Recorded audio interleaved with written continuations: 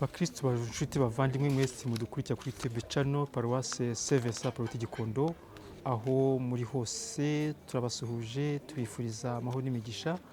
Muri kumwe na Joseph Ahumukiza. Basuhuje rero ndi hano mu mpuzamiryango remezo ya Mutagatifu Timote, ni munsi y'umusozi wa Rebero, aho twagiye kwifatanya n'abakristo umuryango remezo wo muri mpuzamiryango remezo, umuryango remezo wiragije Mutagatifu Aloyizi. Mutagatifu Aloyizi twizihije ejo ku cyumweru, ariko abakristo bakaba bawizihije uyu munsi.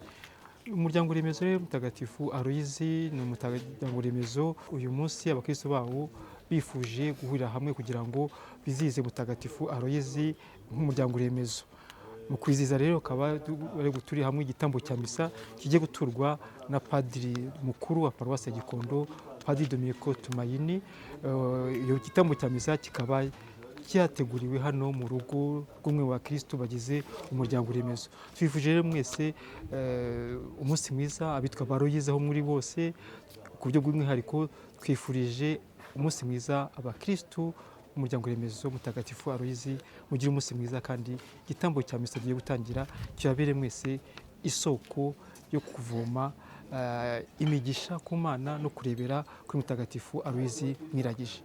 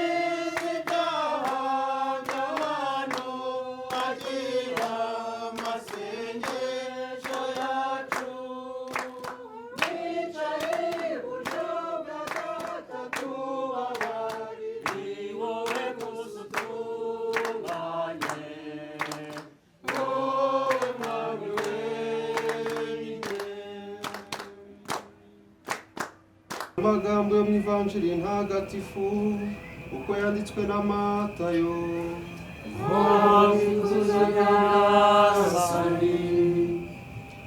Muri icyo gihe abigishwa bari bateraniye iruhande rwa Yesu ku musozi, maze arababwira ati, mwice urubanza namwe mutazarucirwa, kuko uko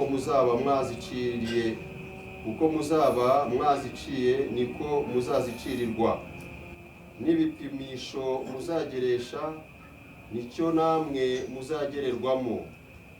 Iki ubona akatsi kari mu jisho ry'umuvandimwe wawe, ariko umugogo uri mu jisho ryawe ntubone, ubwo se wabwira ute uwo muvandimwe uti reka ngutokore akatsi kakuri mu jisho, kandi utareba umugogo uri mu ryawe?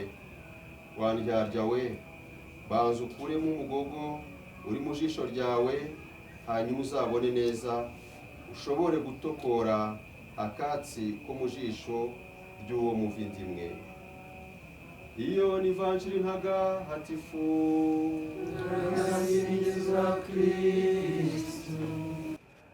Turi guhimbaza rero Mutagatifu Aloyizi,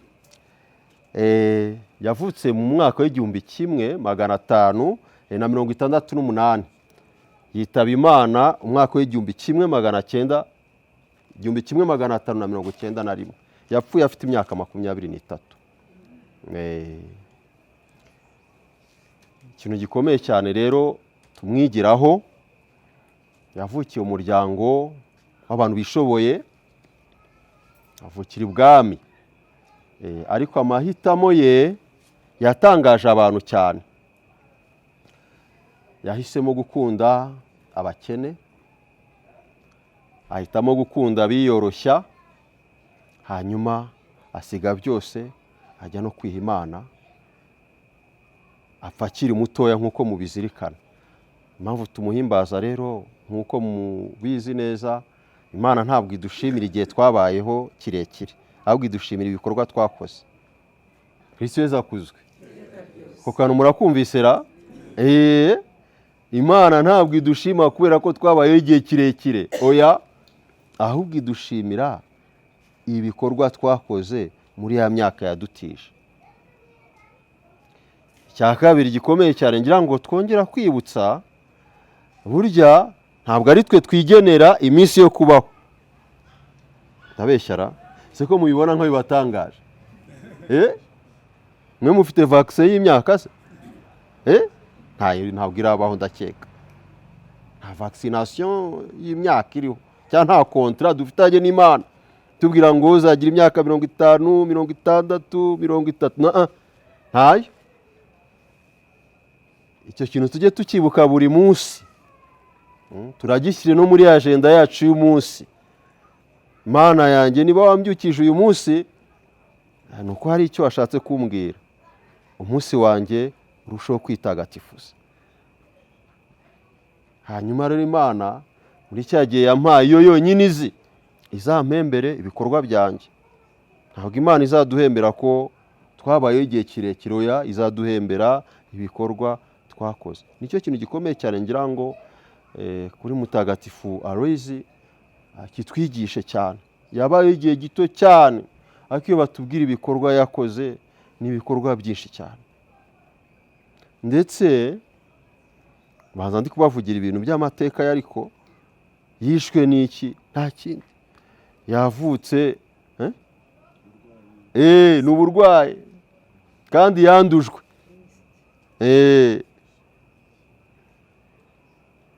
Nk'uko ushobora kujya kwitangira abantu barwaye Ebola nawe ugahita upfa. Ni urugero nari mbaye. Niko rero uyu Aloyizi yapfuye. Kandi iyo tureba imyaka yavutsemo, ntabwo ari kera cyane, 1500, ntabwo ari kera cyane.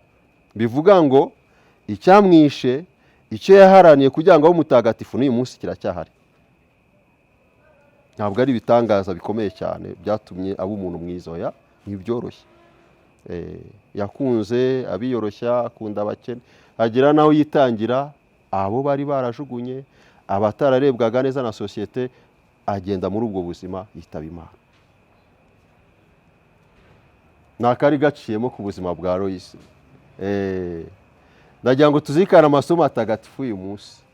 Isomo rya mbere, niba mwabyumvise neza, batweretse Imana yarakariye abanyayisiraheli kubera ibintu bibiri. Icya mbere, ngo bagize batya basenga ibigirwamana. Icya kabiri, banze kumvira Imana. Ibyo bintu bibiri. Isomo rero rikomeye cyane cyane rwose. Nanjye vuga ngo ndabinginze, burya umuntu nyamuntu ni umuntu utibagirwa amateka. Ikintu cyishe abanyayisiraheli nuko bibagiwe ukuntu bagendanye n'Imana, kugeza na Imana ibubukije. Aba bantu bibagiwe ukuntu nabambukishije inyanja, mbakura ahantu hakomeye mbajyana mu gihugu, none bararenze basenga ibigirwamana. Ibibazo bibiri uyu munsi twakwibaza, ese ubu natwe harimo abantu bibagiwe amateka yabo? icyo ni ikibazo cya mbere nibajije ndi kuzirikanira ijambo ry'Imana. Ese icya kabiri, natwe aho ngaho ntitwaba twaribagiwe Imana tugasenga ibigirwamana? Badi, ibigirwamana ni iki se? Biracyabaho se? Me birahari. N'akazi dukora, akazi dukora gashobora kutubera ikigirwamana pe, kakakwibagiza Imana, abavandimwe, ubwiza bw'umutima bukakuvaho, neza neza ugahinduka entre guillemets stress. Ukiruga wirukanka. Ibigirwamana biracyahari. Igihe gishobora kutubera ikigirwamana. Musige mubona ko igihe cy'ubu wagira ngo amasaha yariyongereye. Simbizi. Tusigaye twiruka inyuma y'igihe kikatubana gito cyane. Kibasiye umunsi uracyagira amasaha 28 cyangwa yaragabanutse. Ko dukora ntidusoze ibyo twateganyije, tukiruga twirukanka ariko ntitunyurwe. Ese aho ngaho ntitwibagiwe Imana? Buri muntu rero ninjire mu mutima wavuge ngo ikigirwamana kuri njyewe ni iki? Ikintu cyanyibagije Imana ni iki mu buzima bwanjye bwa buri munsi? Imana rero ntizaduhore kwibagirwa amateka yacu. Tujye buri gihe twibuka amateka yacu, kandi uwibuka amateka ye ayajyanisha n'Imana. Ubu twese ko turi hano dufite amateka yihariye, ariko buri muntu wese afite aho yahuriye n'Imana. Aho hantu ni naho hankomeje uyu munsi, naho hagukomeje uyu munsi, naho atuma wihangana, naho atuma ntihakagira umuntu wibagirwa amateka ye n'Imana. Utwo tuntu tubiri rwose ndagira ngo uyu munsi mu butahane. Ikigirwamana cyanjye ni ikihe? Ese aho ngaho sinibagiwe Imana mu mateka yanjye nayo? Ivanjiri uyu munsi ni ivanjiri itangaje. Yesu abwiye abigishwa be ngo mwice urubanza namwe mutazarucirwa.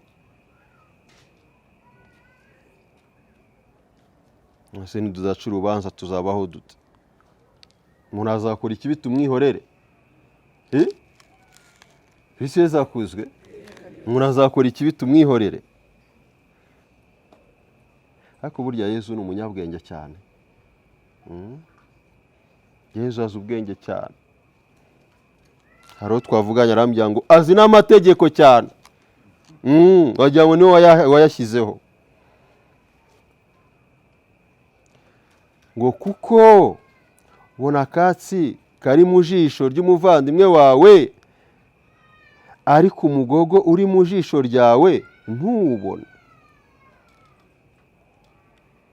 Ese umugogo ni iki? Ni igiti cy'inganzamarumbu? Ni igiti kinini? None kijya mu jisho gute? Murumva iyi style Yesu akoresha ra? Wowe padiri ureba akantu gato kari mu jisho rya mugenzi wawe, ariko umugogo uri mu jisho, icyo giti kinini kijya mu jisho kiba kingana gute? En plus icyo ntabwo kiri mu jisho gusa, sinyibone nkabona akantu gato cyane kari mu jisho ry'umuvandimwe wawe. Kubyumva iyo mvugo ya Yesu ra, hanyuma conclusion akavuga ngo ndabingize ntimugacira abandi urubanza mubakuramo akantu gatoya, kandi twe twifite iki? Umugogo mu jisho ryawe. Yesu ashatse kutubwira ngo kukucira undi rubanza abamukeneyeho icyiza. Icyo cyiza ujye ubanza nawe urebe niba ugifite. Mbere y'uko ucira umuvandimwe wawe urubanza, ruherekezwe niyo discernement, n'izo mpuhwe, n'urwo rukundo, n'izo mbabazi. Uyu muntu usembwiye kino, ese nanjye yakindeberaho? Ko mubwiye ko gusenga ari byiza, ese njye nshobora kuba nsenga? Imbuto nera iruta iyo yera ni iyihe? Yesu nibyo bintu ashaka kutwigisha uyu munsi. Ntabwo atubuza guca urubanza, oya. Ntabwo atubuza kugorora umuntu kumushyira mu nzira nziza, oya. Ahubwo aranshishikariza nanjye mbere yuko ngutunga urutoki, mbere yuko ngucira urubanza, nguherekeze. Nanjye hari icyo mfite kikurenze. ese twe ducira abandi urubanza ra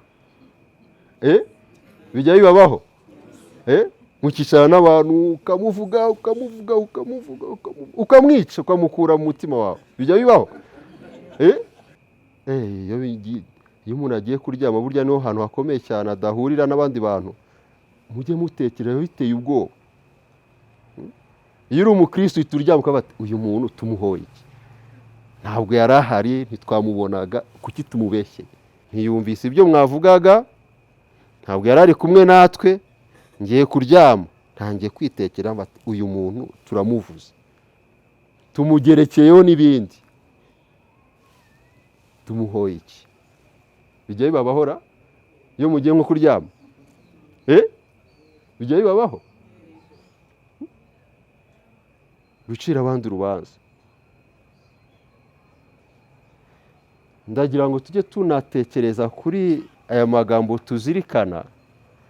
Hashize imyaka irenze 2000 ijambo ry'Imana ririho, ariko iyo turisomye tugira ngo ni ry'uyu munsi, wagira ngo babyanditse ejo. Gucira abandi urubanza, ni ukuri niba bijya binabaho,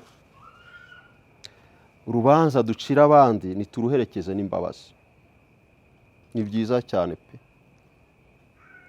Iyo waciriye undi urubanza ugaherekezwa n'imbabazi, rimwe na rimwe uraryama ukabyuka ukashaka gusaba imbabazi uwo waruciriye. Ikindi nitwegera abandi tubacira urubanza, ni ukuri duherekezwe n'impuhwe. Burya niba ari ikintu cyoroshye ni ukuvuga inenge y'undi. Bijya bibabahora kuvuga undi urazi ukuntu byoroha? Bazakuvuge uzumva. Bazakuvuge cyangwa kanaka kubwire ngo twari twicaye ahantu bakuvuze, ugira ngo yagukubise. Yesu aratwigisha rero, nitujya no gucira undi urubanza duherekezwe n'akantu k'imbabazi, duherekezwe n'impuhwe nkeya, duherekezwe no kwihangana. Uyu muntu tugiye gucira urubanza ese afite ubusembwa bwinshi kurenza ubwo mfite? Cyanyuma ngira ngo mbasabe rero Yesu yongeye kutwinginga no kugira ibanga. Buriya Yesu igihe azazira akashyira projecteur ya buri muntu, twese twagwa igihumura. Twari mubizira? Yesu atubikira amabanga menshi.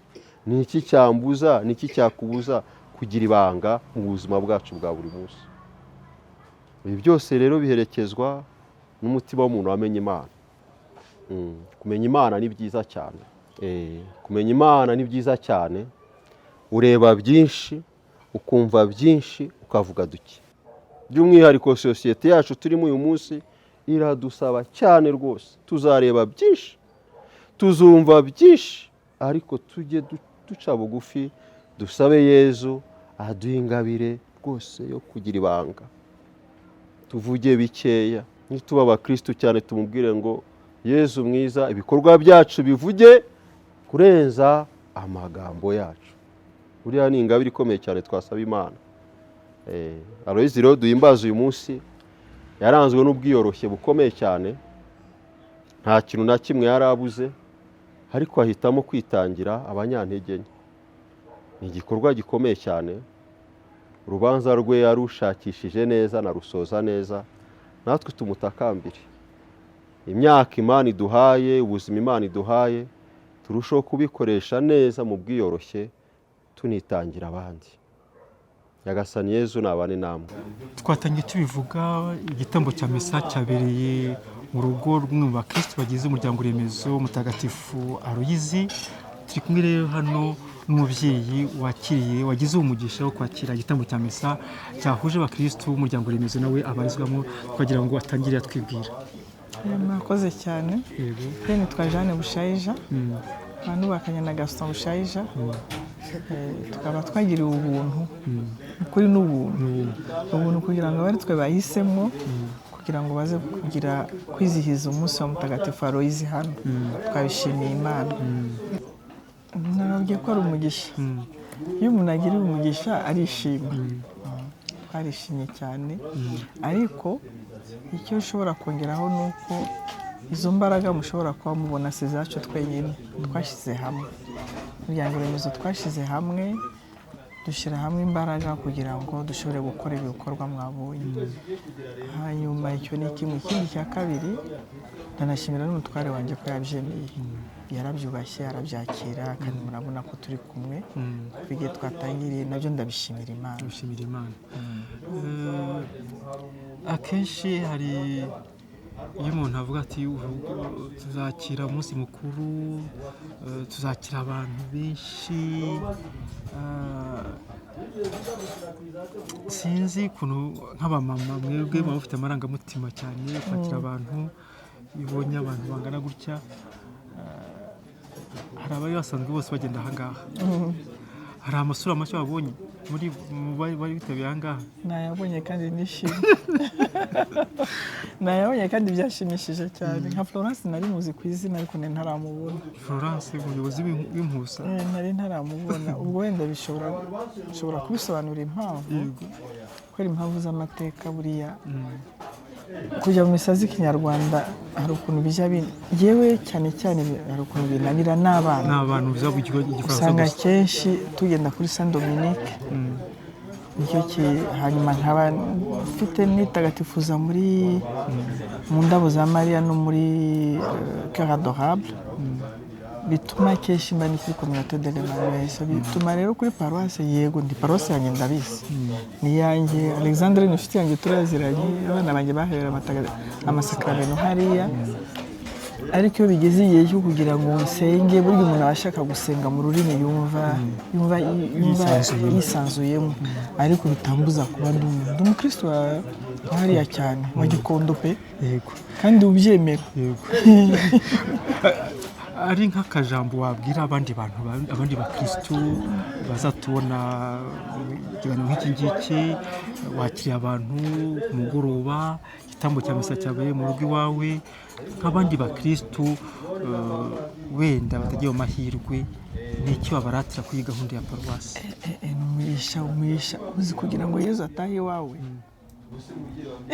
ni ibintu n'igitangaza nishimye nanezerewe maze iminsi mbisengera kandi urabizi ko iyo utegura amasengesho nk'uko uburamo utuntu tugenda tusa nkaho tugutega ariko naratubwiye ntabwo nshobora kumwe na Roho Mutagatifu Yezu azataha iwanjye azane na mama we ntabwo ko ndi umwe mu ndabo za Mariya urumva rero ko Bikira Mariya tubana rero mfite ibyishimo bidasanzwe pe akajambo kamwe wabwira abavandimwe bawe umuryango remezo uyu munsi barakoze kumpitamo nka visi president w'umuryango remezo no kumpitamo kugira ngo baze ahangaha uyu munsi mukuru ubere hano turagushimiye cyane namwe murakoze kandi natwe tubashimiye ku twakiriye murakoze cyane murakoze uyu muryango remezo ubundi wa nyine mu mudugudu wa Kagunga ya kabiri tusanzwe turi imiryango igeze ku 100 muri uyu mudugudu ariko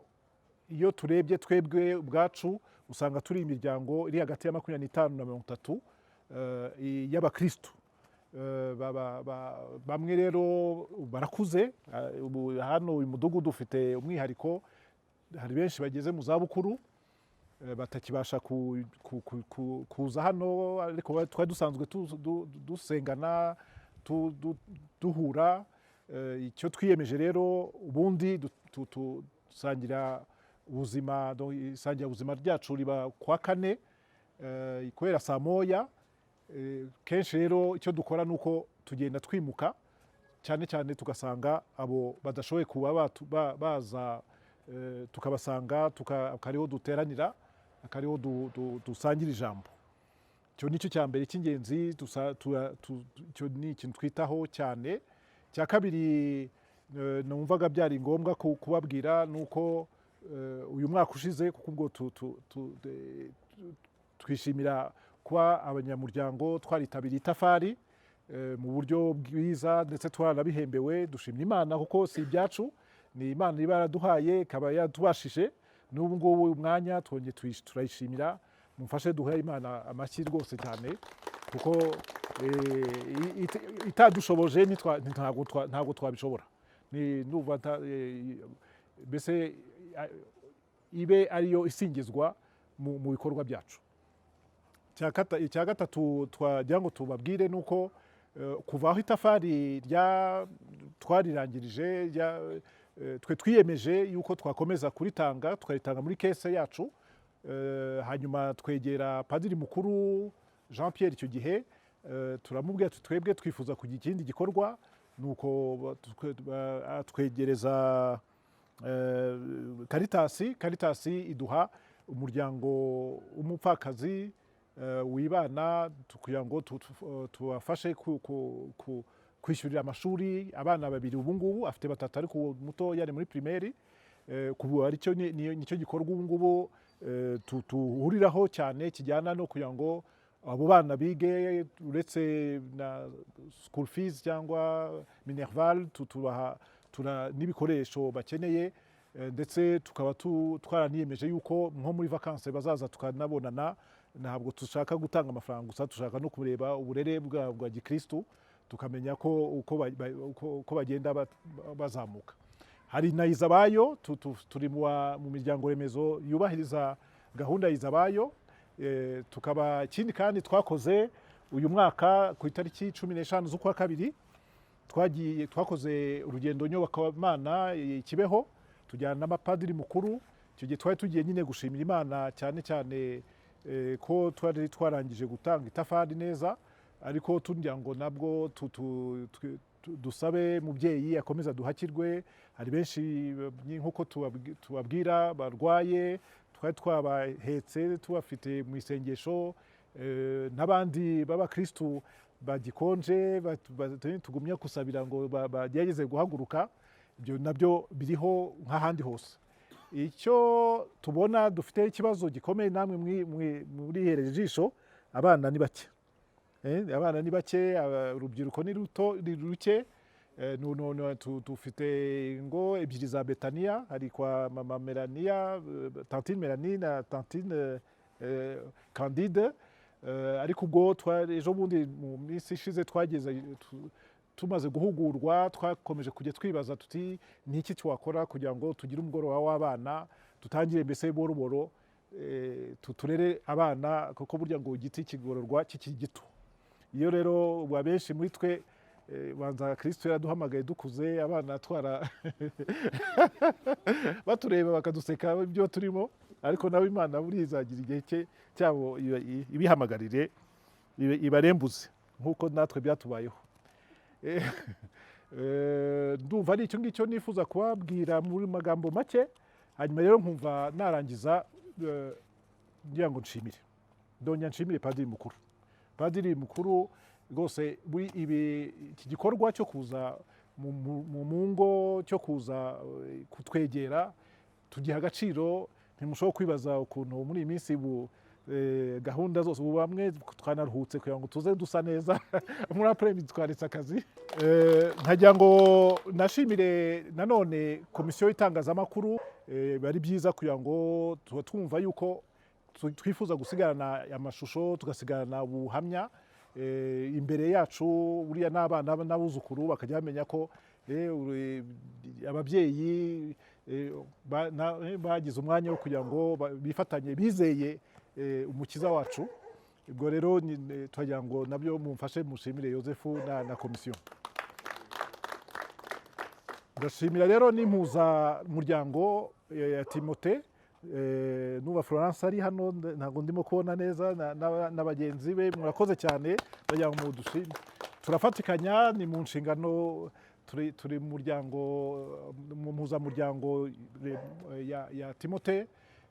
Kuba rero baje bamenye ko dufite umunsi mukuru bakaza, ndetse bakazana na korali yadufashije kuhuza amajwi. Bamwe hari icyo dupfana n'ibikona, ariko tugira ngo rero tubashimire na korali rero ubwayo, ndagira ngo tuyishimire cyane, murakoze. Mbere yo gushimira abakristu, nkagira ngo nabwo nshimire urugo rwatwakiriye, Gaston na Jani kwa Bushayija, ubu ni hano ni muri rugo. Nagira ngo mbashimire, nabo baduhaye umwanya, espace, baduha organize cyane. Bakristu bavandimwe, mwakoze kuza. nitwa Livia Ineza nsengera muri paruwasi ya Gikondo. Ababyeyi banjye bajya baza gusenga hano, nanjye kaza kajya kunda kuza hano kuko basenga neza, kandi uyu muryango remezo nziza cyane, tujya dusenga neza cyane kandi nkunda kuza hano. Bakunda kwencouraginga abajeni kuza hano gusenga, kandi ngiye ndabikunda cyane gusenga, kajya kunda kuza hano gasenga n'ababyeyi. Ababyeyi bagakunda kumbwira ko nyine gusenga byiza, Imana irankunda ikamfasha cyane. Ni iki wabwira urubyiruko, abandi bajeni bagenzi bawe wenda batajya bitabira gahunda z'isangirabuzima nk'uku nguku? Nababwira ko Imana igukunda cyane, niba itabikora none izabikoresha. Ese wumva nko mu gihe kiri imbere baramutse bagutoreye nk'umwanya w'inshingano wo kuyobora umuryango remezo, ni uwuhe mwanya wumva wakishimira kujyamo? Resiponsabirite ni izihe wumva wakishimira gukora? Nakunda guhamagara abantu kuza gusenga, kagenda kanakora serivisi, kuko nkunda gufasha abantu cyane. Kajya ngenda kahamagara abajeni, ukababwira kuza tugasenga.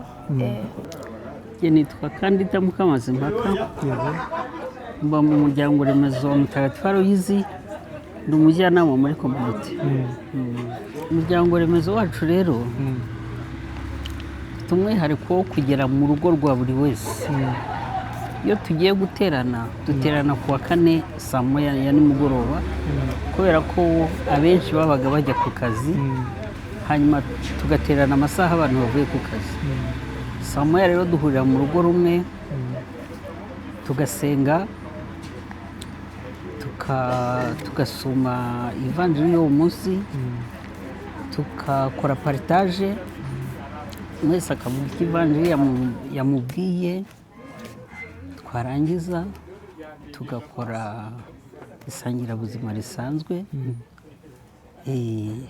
Niba hari ubutumwa bwo kuri paruwasi, niba hari ibindi bintu bari butugezeho, twarangiza tugasoza n'isengesho. Rimwe na rimwe tuvuga ishapure.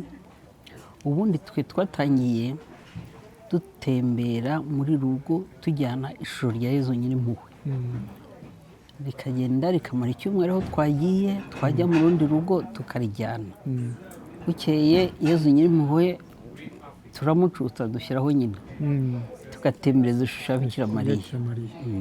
N'ubu turacyayitembereza, iragenda ikajya mu rugo rumwe ikahaguma. Hari igihe hamara icyumweru tukayimukana, bibiri se, hari igihe hagera ugasanga ntitwayimuye, sinzi impamvu. Tukunda gutebya tukavuga ngo afite icyo agitunganya muri ruriya rugo, tukamurekerayo. Twasanze abenshi bamaze gukura, abenshi ntibagishobora kugenda nijoro, n'imihanda yacu irimo amabuye, turanasitara. Nk'abadashobora kugenda rero tubasanga mu rugo. Ubundi kera twateraniraga mu rugo rumwe, ugasanga hari abadashobora kuza, tubimenye twajyaga kubafata, nk'ufite imodoka akagenda akabafata. Ariko bukeye turavuga, ariko nta muntu watubwiye ngo umuryango remezo ugomba kuguma mu rugo rumwe, muze tujye tuzunguruka n'abandi tubashyire inkuru nziza. Nuko twatangiye kujya tugenda mu ngo rero. Umuryango remezo wanjye ndabwira cyane cyane abatashoboye kuza ko bihombeye. Twagize umugoroba mwiza, twasabanye na padiri mukuru. Ntabwo twari tubumenyereye kuko aracyari mushya muri Gikondo. Twagize rero akazi yo kumumenya, gusabana nawe, kandi dusanga ukuntu Padiri Kirisante yakundaga umuryango remezo wacu n'ukuntu yadusuraga twasanze padiri nawe azagera mu kirenge mu cya Padiri Kirisante. Abatubanjirije abageze mu ijuru turabasaba ngo badusabire natwe tuzaritahemo, abatarahagera nabo turabasabira ngo Imana ibagirire imbabazi bazashobore kugera mu ijuru. Turabasengera buri mwaka, turabibuka tukajya muri perenaje Kibeho kubasengera, ubundi tukabasabira misa kuri paruwase. Turabibuka ntabwo tujya tubibagirwa. Turabibuka. Turabashimiye rero kandi tubifuriza gukomeza ibyo bakwe mufite, mukomeze musure abavandimwe batakiva mu ngo, kandi mukomeza no guheka abagifite intege nke, abavandimwe batabarutse nk'uko mubivuze nabo badusabire kugira ngo dukomeze gutaguza. Tubifuje rero umugoroba mwiza kandi Mutagatifu Aloyizi wapfuye akiri umujene akomeza abatera izo mbaraga yapfanye azibamijeremo. Murakoze cyane. Murakoze cyane. Ndibaza ko aziduha. Yego. Kuba tugishobora kugenda. Murakoze cyane. Nitwa Robert Bayigamba, nkaba rero ndi umukristo w'umuryango wa Mutagatifu, umuryango remezo wa Mutagatifu Aloyizi, akaba ari njyewe uhuza ibikorwa, nkaba nsanzwe no muri komisiyo y'ibikorwa remezo kuri paruwasi. Yego, Mutagatifu Aloyizi rero yakoze ibintu bidasanzwe mu gihe cye. Yari umuntu uvutse mu muryango w'abakomangoma, akaba ndetse yaratuzwa mu gisirikare, mbese yari umuntu ababyeyi be bari batezeho kuzaba icyamamare. Ibyo byose agira atya arabireka, akorwaho no kumva afite gukurikira Kristu. Mu gukurikira rwose ahitamo kwita ku baciye bugufi, ariko by'umwihariko noneho haza gutera uburwayi budasanzwe icyorezo umuntu yajyanye amacinya cyangwa se korera cyangwa se Ebola. Ubu ngubu uwo mupadiri kuko ubwo yageze aho amaze kumva ahamagariwe gukurikira Kristu, yabaye ndetse n'umupadiri w'umuyezubiti. Hanyuma muri ubwo bupadiri nabwo ahubwo icyo yakoraga ni ukwita bwose ku barwayi abarwaga ku mihanda, akajya kubafata, akajya aza kugira rero kurwara nawe iyo korera nako iyo ndwara iramuhitana ya peste, yego imuhitana afite iyo myaka 23. Ikintu rero twigaho cyane ni ukuvuga ngo ntabwo imyaka myinshi ariyo y'ingenzi, ahubwo nicyo ikoramo. Turumva natwe hari bamwe wagira umugisha wo kugira imyaka myinshi, ariko muri iyo myaka myinshi nayo yikoremo ibintu, ugire urukundo, ugire kwitanga, ariko gikomeye cyane ugire no kwizera Imana ari ushyira imbere. Yewe umva rero ikitangaje nuko muri abo bantu ubwo bageze mu zabukuru, sinzi niba nababonye banateguraga nka buriya nka Tantine Candide afite buri imyaka 80, ariko cyafi Imana yamuhaye umugisha wo kurama kana karama kikomeye. Abenshi babagira umumaro, navuga baturi imbere mu bikorwa bya buri munsi. Ni Yorana Tantine Melania afite imyaka 78,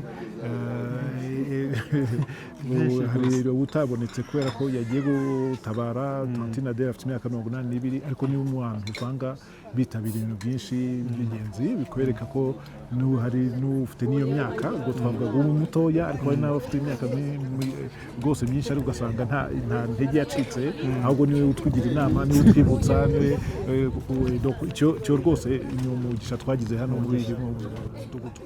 Ikintu rero turimo rwose tuganiraho cyane, duhora ubu dutekereza, niyo kuvuga ngo ubu noneho urubyiruko rwacu turabigenza dute. Niyo rero rwose niba twavuga ati noneho wenda hari reka tuhere ku kagoroba k'abana abakiri bato baribo tutabara noneho abandi wororo umuntu agende anashaka mesaje. Bakristo twabanye tugeze ku musozi w'igitambo cya misa cyaberaga ahangaha mu muryango remezo mutagatifu Aloyizi, aho abakristo bizihije mutagatifu Aloyizi biragije. Igitambo cya misa nk'uko twatangiye tubivuga cyatuwe na padiri mukuru Padiri Dominiko Tumahiri Ngendahayo, wifatanyije waje kwifuriza abakristo w'uyu muryango remezo umunsi mwiza mutagatifu Aloyizi.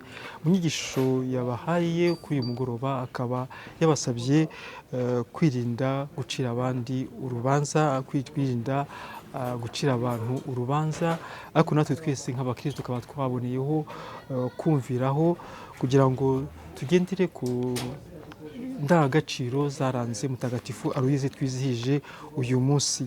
Nyuma y'igitambo cya misa habaye umwanya w'ubusabane bwaranzwe n'ibiganiro bitandukanye, aho abakristo bagiye babaza ibibazo bitandukanye bijyanye n'ubuzima bwa paruwasi, ukwemera, ndetse tuganira na bamwe muri bo batugaragariza amarangamutima yabo ku bijyanye n'umunsi mukuru bizihije, umunsi mukuru wa mutagatifu Aloyizi, umutagatifu waragijwe umuryango remezo wabo. Twifuje rero tumaze kwifuriza abakristo b'umuryango remezo mutagatifu Aloyizi umunsi mwiza. Twifurije abakristo mwese cyane cyane abitwa Aloyizi umunsi mwiza aho muri hose, ariko cyane cyane tuzirikana kuri izi nyigisho padiri mukuru yagarutseho mu nyigisho ze, aho yatwifurije gukomeza kuzirikana kwirinda gucira abantu urubanza, kwirinda cyane kureba akantu gato kari mu jisho rya mugenzi wacu tutabanje kureba umugogo uri mu jisho ryacu, nk'uko twabyumvise mu ivanjiri ntagatifu twazikanye uyu munsi. Twifuje rero mwese umugoroba mwiza, abari badukurikiye umugoroba mwiza ku bakristo bose b'umuryango remezo biragije mutagatifu Aloyizi, umugoroba mwiza ku bakristo b'umuryango mutagatifu Timote ariyo umuryango remezo mutagatifu Aloyizi ubarizwamo. Mugire umugoroba mwiza rero, twari kumwe na Joseph Habumukiza.